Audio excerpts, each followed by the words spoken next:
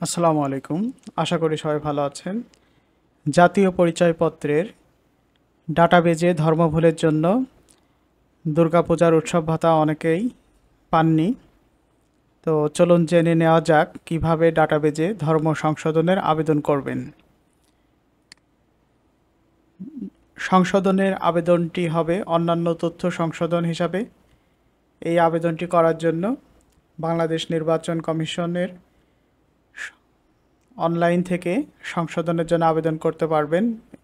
services.nidw.gov.bd ওয়েবসাইটে গিয়ে আবেদনটি করতে হবে, অথবা আপনি যে উপজেলার ভোটার হিসাবে নিবন্ধিত আছেন সেই উপজেলার নির্বাচন অফিসে গিয়ে আবেদনটি করতে পারবেন।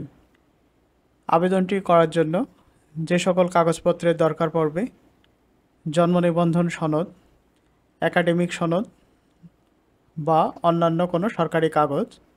এই আবেদনটি করার জন্য সরকারি ফি হিসাবে 115 টাকা প্রথমবার আবেদনের ক্ষেত্রে প্রযোজ্য হবে। আবেদনটি করার পরে এটা 2 থেকে 3 সপ্তাহ এর মধ্যেই হয়ে যাওয়ার কথা। যদি এর মধ্যে না হয় তাহলে সংশ্লিষ্ট উপজেলা নির্বাচন অফিসে আপনারা সরাসরি যোগাযোগ করতে পারেন। ধন্যবাদ।